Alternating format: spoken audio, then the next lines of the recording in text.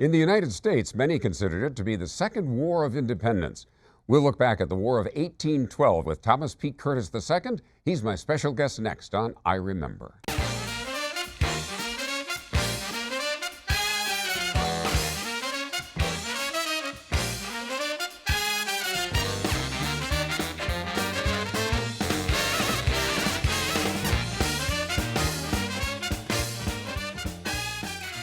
Hi, I'm Jim Peck. Welcome to I Remember. Joining me tonight is Thomas P. Curtis II.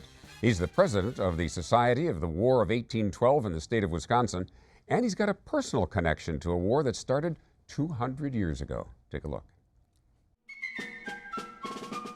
Less than 3 decades after the Revolutionary War, America again declared war on Great Britain. It came to be known as the War of 1812, but it would last 2.5 years. The USS Constitution, one of the earliest ships in the U.S. Navy, earned the nickname Old Ironsides during a battle in 1812. Major General Morgan Lewis commanded the American forces at the Battle of Fort George in 1813. Our guest, Thomas Pelham Curtis II, a descendant of Morgan Lewis, painted this portrait of him. The Star-Spangled Banner didn't begin as the national anthem. It came from a poem attributed to Francis Scott Key, who witnessed the bombardment of Fort McHenry during the Battle of Baltimore in 1814. Great Britain was already busy fighting Napoleon Bonaparte, the self-declared Emperor of France, during the War of 1812. In fact, Napoleon had sold the Louisiana Territory to the U.S. in 1803 to raise money for his expected war against Britain.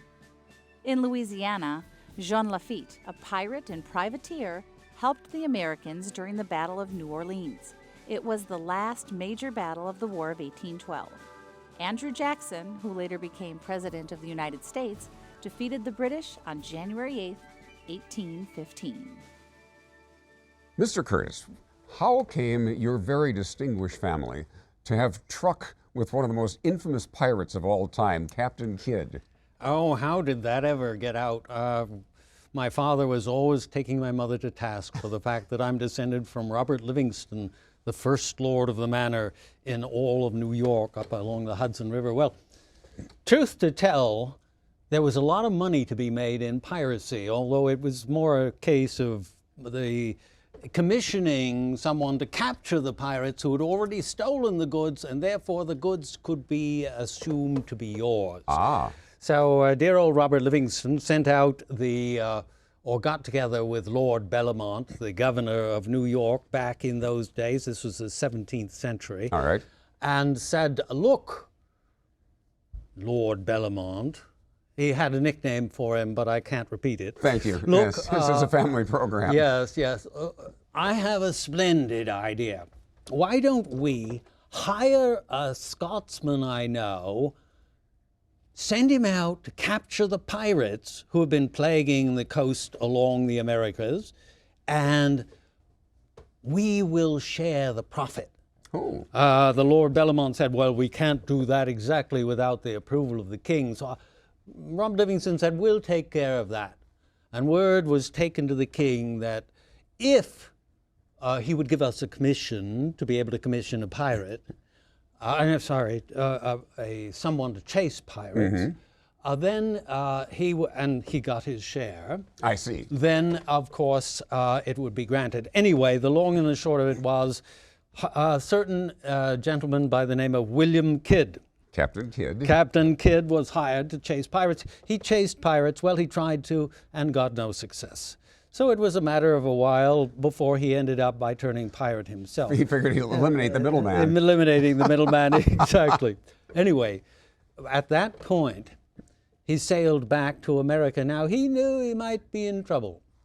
So he very carefully landed on Long Island, way down at the end in Gardiner's Island, at the end of Long Island, and buried a small treasure there. There's where the story, of course, gets really interesting. He then sailed to Boston because he knew in New York he might not be in too good an aroma, having turned pirate and betrayed his trust. The word had gotten to Boston. He was slapped into chains, hustled to New York, where Robert Livingston and Lord Bellamont made sure that he was kept in chains and sent off to England without being able to talk to anyone. And no press conferences. No press conference indeed. Anyway, he gets to England. He's condemned to death, not as a pirate, curiously, because they didn't have the proof. It was all too quick.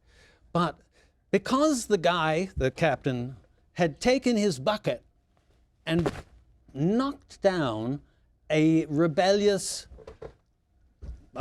sailor of his. Now, in most conditions in those years, it was quite all right for a captain to hang a mutinous sailor. Mm-hmm.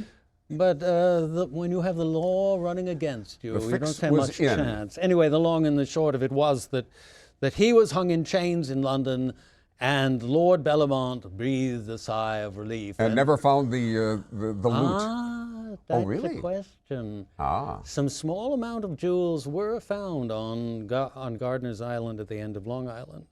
And those were, of course, provided to the government, which, of course, was the governor.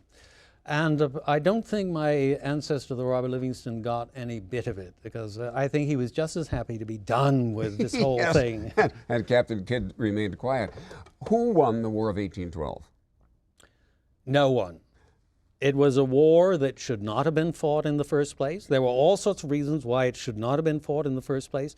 It was a war that ended in exactly the same condition as before the war, except there were two or three other things that did occur as a result of the war, which I'll touch on perhaps later in the show. But the point was, let me carry you back to the beginning, if I may. Why did this come about? Okay. And I'll start it right where probably it ends in this story, in the sense of the Louisiana Purchase, which another Robert Livingston, also an ancestor of mine, negotiated with Napoleon Bonaparte. Napoleon was looking for money. Mm-hmm. He had taken Spain and therefore had forced Spain to cede this whole chunk of land in the middle of the United States to France. So it was his to sell, at least in his mind. Mm-hmm. He ended up by selling it to the United States. Louisiana Purchase huge numbers of acres. How many was it? For only $15 million. Yes, it was the whole middle of the United States. It was a steal. Absolutely. But didn't he assume, Napoleon assumed that he was going to take it back after he got rid of this other group of people? Very clever of you, because that in fact was his thought. All once he needed to do was gets rid of the English. Exactly. Once he knocked off the British, he was fine. Then these stupid, weak Americans would fall like a fat plum into his hand. Anyway, as a result of this, the Americans started expanding to the west, into the Louisiana Territory. The Brits, however, did not want them to expand into the west, so they started sending down Indians to attack them in the west. As a result of that, those people who were going off to the west were, shall we say, rather angry at Britain, and were constantly talking about, we got to go to war with these guys, we got to go to war with these guys. At the same time, Great Britain, which was fighting Napoleon, had to maintain a huge navy all around the coast of Europe, because they had declared in the Orders of Council, and this is in 1807, they had declared that no one could import goods to Napoleon Bonaparte. Guess who was importing goods to Napoleon Bonaparte as a neutral nation? Could it have been? Could it indeed our have own, been our own? And your Livingston friends. Yeah, yeah. But Napoleon figured, once he gets rid of the English, he can knock us off.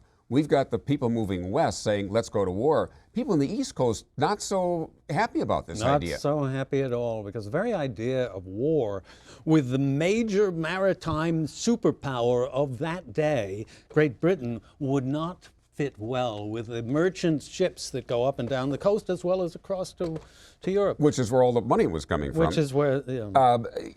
So what the heck made us think we could beat the British?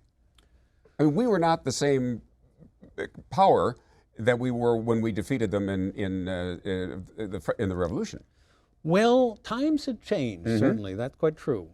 We had gone through a time when George Washington, who believed in a strong defense, right, was no longer around. He had died. in 1799, and as a result, under Tom Jefferson, it was thought, no, you don't need. Jefferson was not a army. fan of standing armies. No, he was not.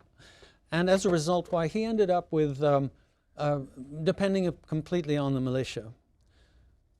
Untrained, Yes. largely undisciplined, Untrained largely and undisciplined. against. Grab your gun and go, that Yes. sort of thing. We did it before. We could do it again. We did it before. And how many ships did we have at the time? We had hundreds of ships of small nature, but no navy. No navy. They did realize by about 1807 that something had to be done. And so they did actually start building a fleet, had 2 or 3 frigates. Frigate was a very big, formidable ship. As opposed to England, which probably Had hundreds. hundreds. And ships of the line. We had no ships of the line, nothing. But the thing that made us think we could succeed was England was stretched to the breaking point, guarding Europe and stopping Napoleon. And as a result, why we thought, Perfect time. the perfect time. They can't do anything to us, and we'll go after them if we have to declare war. It was really, though, something much more serious than that. What was happening was Great Britain, in order to feed its navy of the sailors it needed, was stopping American ships, dragging our sailors off, claiming they were British sailors, and then sailing away with our people impressment of our sailors. And that really bothered people. Rightly so. Why did we continually invade Canada? Wait. You're jumping the gun here. Oh, well, We hadn't that's what I invaded do Canada here. yet. First, let's get into the declaration of war, which occurred in June of 1812. Why did we declare it? You asked that question initially. Why, indeed, did we declare it? In part, it was because we had grown so angry at the impressment of our sailors. There was one incident that occurred in, I think it was, let me just check the date on that. Yes, in 1807, where the Leopard stopped one of our warships, the Chesapeake, stopped on the high seas. We, a neutral nation, fired a shot across our bow, fired a second shot, which came very nearly to striking the ship. We came to a halt in the seas. They boarded us and dragged away 4 American sailors. One of the devices they have to avoid anyone deserting is you hang a deserter. They hung one of our guys that was taken off. This caused such an increase in anger that we get the Embargo Act from Tom Jefferson, which is a terrible thing and made an awful mess of the New England colonies because they couldn't ship anything to There were all sorts of difficulties that began to arise, and it came to a head finally in 1812. I've got to add, however, that the Indians were attacking us as a result of the British efforts on the West. So everyone in the West was saying, yes, war. And everyone in the East was saying, no, please, no war. But guess who elected Mr. Madison in 1808? The West. The West. Exactly. So he went along with that faction? So he went along with that faction. He didn't want to really do it, but he thought, well, politics are politics. You got to watch your back, as it were. And so he sent a message of war on 1 June, and Congress in 18 June passed a declaration of war. Hadn't a number of the issues been resolved through negotiation, and we declared war anyway? Yes, the problem was communications again. In reality, in England, they had revoked the Orders of Council, which was one of the things but they hadn't stopped impressment. And they continued to require, because their whole navy depended upon it. As a result, this war, because one of the major elements in it had been taken away, should not have been declared. But in reality, there was still this impressment business. In reality, there was still the business of fighting in the West with the Indians. So really, it can be argued that one of the key reasons for the war had been taken away, but in reality, it was still there. The problem always would be, then what happens? Because we had dreams. We thought all we would have to do is march up to Canada and conquer Canada. It would fall. Well, certainly all the French in Canada outnumbered the British, and they would come to our side. Of course. Why didn't they? Why didn't they, indeed? I asked you That first. was the Americans did not understand the French Quebecois. They did not understand them all. What happened was the French in Quebec were very much partisans. They were very conservative in religion. They were conservative as far as their loyalty to the King of England. Now, what had happened? I'm sorry, the King of France. The King of what had been done to the King of France by Republican France? He lost his head. Yes. He did indeed. Secondly, the atheistic Republic of France was not their kettle of tea at all. Third, the British had given them very nice terms for continuing to live their own lives in Quebec.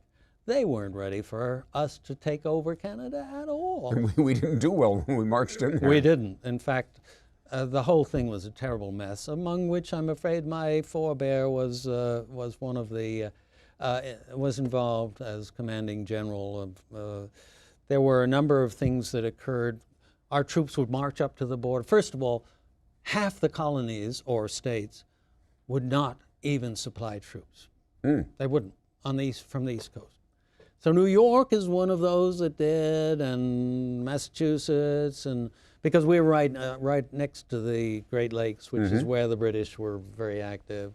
So we sent our troops up there, but a lot of our troops said, no, we will not cross the border.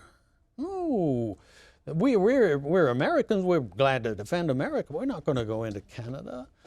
In fact, there were a number of rebellions that occurred, military rebellions that occurred. It was a mess. By the way, you referenced an ancestor of yours who was a general, and you are, I must admit, the first guest on this show in 19 years ever to come armed. Ah, yes. I bring the sword of my great-great-great-great-grandfather, General Morgan Lewis, who was Quartermaster General of the United States of America. What a pretty thing. It Look is. at that beautiful bluing of steel on it. Oh, my. And this really is his sword. That's really his sword. Wow. That's what he used during the War of 1812. That is a real sword from the War of 1812 and was carried by a major general.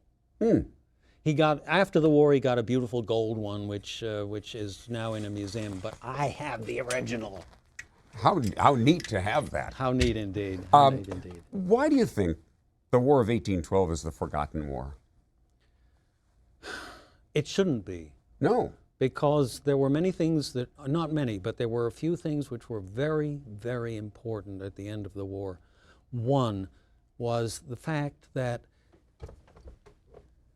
up until the War of 1812, it was thought by the British that they would take the Louisiana Purchase back from us. Not back, because they never owned it, but take it from us. And make it part of Canada. Which would block us from westward expansion. At the end of the war, the Brits allowed us. They said, all right, Louisiana is yours, we're not going to try to take it. So that was one thing. The whole of the United States was solidified as a result of our conflict with Great Britain. Even though no one ever won it, it was something that was solidified. The second thing that is most important, Canada was originally perceived by us as something that we should really ultimately take over because we control the whole middle of America. We might as well take the northern part of America too. Why not? Sure. But after the war, we said, yes, Canada is yours.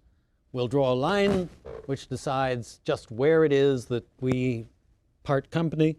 And in the end, both those things were solidified by the War of 1812. So something really was accomplished. Why have we forgotten it? In part because there was no winner, I think. Yeah, the reason I asked that question is that I remember talking to an Englishman one time, and I said something about the War of 1812. He looked at me completely blank. He had no idea. Well, he said, we were fighting Napoleon then. What are you talking about? However, if you talk to a Canadian, they know it very well. Oh, very much. They won. Yeah. Well, they chased us out. Exactly. In their part, they won. Yes. And they got their border respected. Talk to Americans, if they know anything about the War of 1812, well, we won. We beat the British. So you got 3 winners. Yes, you do. Yes, you do. No, I would have to say that in the case of the War of 1812, we are, why is it a forgotten war? In part, I think, because there were so many other wars that we have fought since. The Civil War, which plays a major role in the life as a country. The First and Second World Wars, all of these wars are so much closer to us that history no longer touches on what was thought to be just a hiccup, something following the American Revolution, but in reality was terribly important for the vision of what America was, the United States, and what Canada was. Those were the things that were important. Interesting side note, by the way. In 1813, one of the leaders of a representative from Great Britain had come over here to discuss possibilities of truce. And the American representative asked him, "What do the people in England think about this?" And he responded, "Well, half the people don't even know there's a war on," which parallels your observation. And the other really don't know anything about it at all. So the populace in England were not familiar with what was going on. This is primarily the government in England. So it was much easier to end. So it was very much easier to end. One of the things that people should be aware of is that the British came in and burned Washington, burned down the Capitol, burned down the White House. You have that picture of Dolly Madison running out with a picture. That was perhaps one of the most embarrassing moments in our life as a nation. We were depending upon militia. The Brits, completely surprising us, even though they had given warning they were going to do this, the Brits landed came up the Chesapeake Bay and landed in, I believe, the summer of 14. Now, what had happened in the summer of 14?